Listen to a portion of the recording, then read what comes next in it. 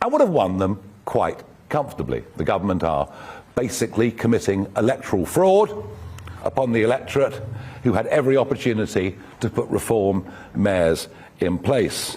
Right, so Nigel Farage is back on his soapbox, and this time he's not just having to go with the EU, immigration, or his least favorite coffee shop barista. No. This time he's decided that Keir Starmer, our very own prime minister, is running an authoritarian regime. Yes, you heard that right, authoritarian, the same word we use for dictatorships and dystopian novels. And what sparked this nuclear-level meltdown? Cancelled local elections. I kid you not. Grab your tea, settle in, because this is about to get absolutely mental. So here's what happened. The government announced they're pushing local elections, originally scheduled for next year, back to 2028. That's a 3-year delay. Now, number 10 says this is all about giving councils more time to reorganize under their devolution agenda. You know, making sure local authorities have their ducks in a row before asking people to vote for them. Sounds reasonable, right? A bit bureaucratic, sure, but hardly the stuff of totalitarian nightmares. But Nigel Farage? Nigel's having absolutely none of it. At a press conference on Thursday, the Reform UK leader went full thermonuclear. He accused Starmer of showing total and utter disdain for liberty, democracy, and freedom, everything we've held dear, apparently. And then, just when you think he can't dial it up any further, he drops this absolute belter. He personally holds the individuals running this government with absolute and total contempt. I mean, steady on, Nigel. Tell us how you really feel. Now, before we dive into whether Farage has a point or whether he's just discovered the political equivalent of clickbait, let's talk about what's actually happening here. Because context matters, even when everyone's shouting at each other.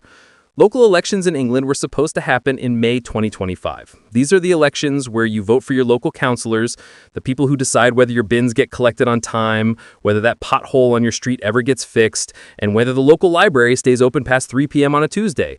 Important stuff, but let's be honest, most people can't name their local councillor without Googling it first. The government's argument for delaying these elections is tied to their devolution plans. Starmer and his team want to reorganize how local government works, creating more combined authorities and metro mayors. Think Andy Burnham in Greater Manchester or Sadiq Khan in London, but spread across more of the country. The idea is to give regions more power and make local government more efficient. Whether you think that's a brilliant plan or a bureaucratic nightmare is entirely up to you, but the government says they need more time to get this sorted before asking people to vote. Fair enough, you might think. Except, here's the thing. Elections aren't just about picking who runs things. They're also about accountability. They're the moment when politicians have to face the public and justify what they've been doing. And if you keep pushing elections back, well, you start to look like you're avoiding that accountability, which is precisely what Farage is jumping on. Because let's be real, Nigel Farage knows an opportunity when he sees one. The man's got political instincts like a shark smells blood in the water. And right now, with Labour's approval ratings doing their best impression of a submarine with a screen door, this is prime time for Reform UK to make some noise. Farage's argument goes something like this. Cancelling elections is fundamentally undemocratic. Doesn't matter what your reasons are. Doesn't matter if you're reorganizing, reforming, or redecorating number 10 with trendy wallpaper. The principle is that people have a right to vote at regular intervals. And when you take that away, even temporarily, you're stepping onto dangerous ground. It's the kind of thing that happens in countries we don't want to be compared to. And look, he's not entirely wrong about the optics. When you announce you're postponing elections, even if it's for what seem like legitimate administrative reasons, it does raise eyebrows. Because historically, when governments start delaying votes, it's rarely a good sign. Now, is Keir Starmer morphing into some sort of British Viktor Orban? Absolutely not. But does it look a bit dodgy? Yeah, it kind of does. But here's where Farage's argument starts to wobble like a drunk giraffe on roller skates. Because calling this authoritarian is a massive stretch. Authoritarian regimes don't just postpone local elections, they arrest opposition leaders, shut down newspapers, and turn state television into 24-hour propaganda channels. They make dissent illegal and criticism dangerous. Britain under Starmer, for all its problems, is not doing any of that. Farage himself is proof of that. He's literally on television and in press conferences calling the Prime Minister authoritarian without any consequences. Try doing that in an actual authoritarian state and see how long you last. Now, what we're looking at here is a government making a controversial decision about election timing. Is it questionable? Yes. Is it a sign of creeping authoritarianism? That's a bit dramatic, Nigel. It's like calling someone a tyrant because they changed the office coffee brand without consulting everyone first. Annoying, sure. Despotic? Calm down. Now, let's talk about Reform UK for a second, because Farage's outrage isn't just about defending democracy. It's also about positioning his party.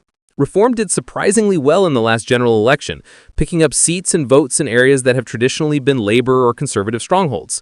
They're the insurgent party, the disruptors, the political equivalent of that person at a dinner party who says what everyone's thinking but probably shouldn't say out loud.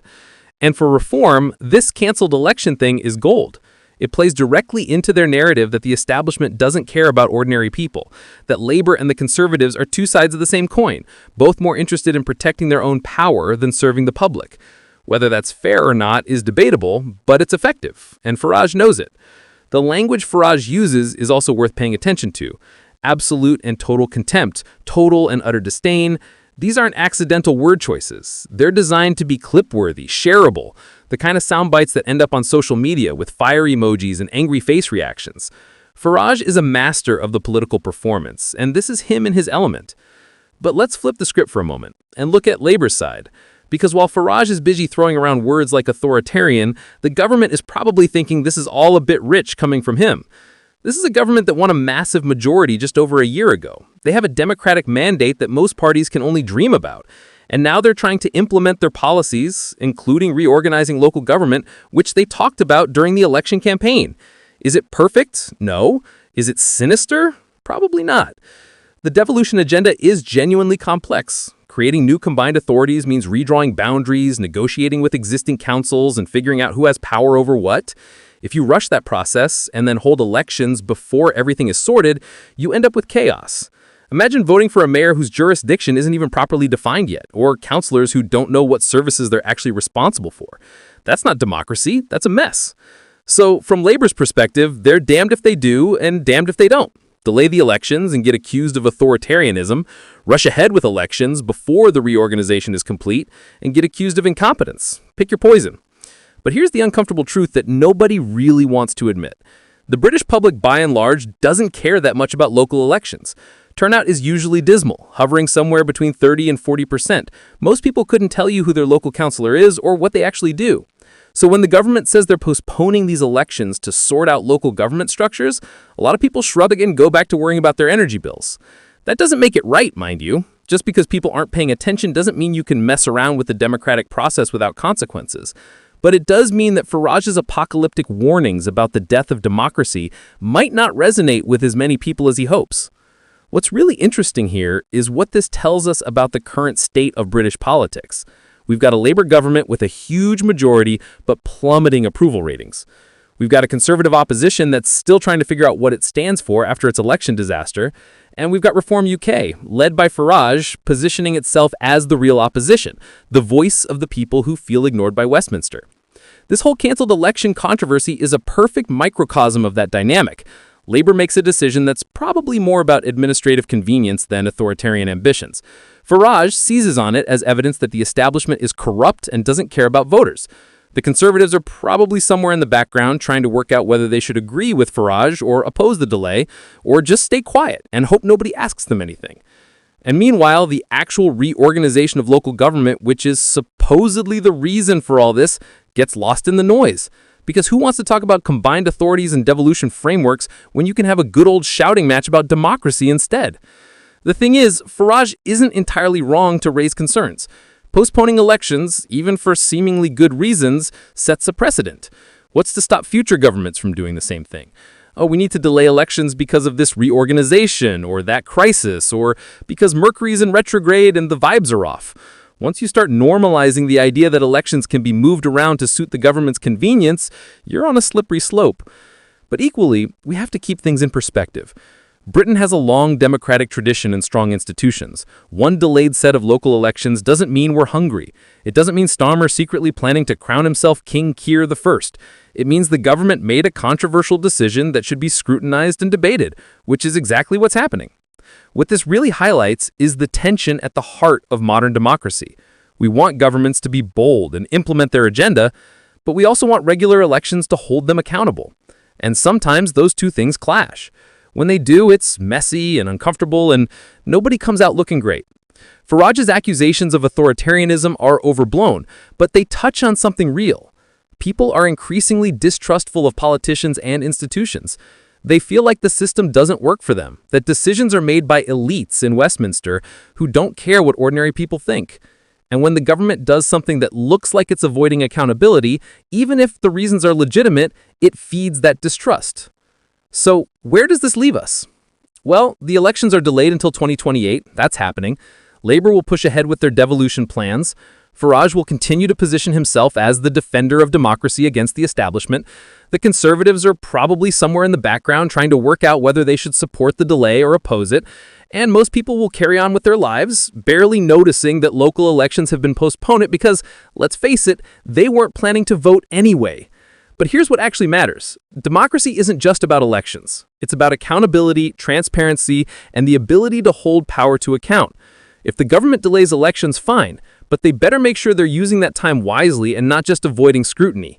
And if Farage wants to position himself as the champion of the people, he needs to offer more than just outrage. He needs actual solutions. Because at the end of the day, calling everything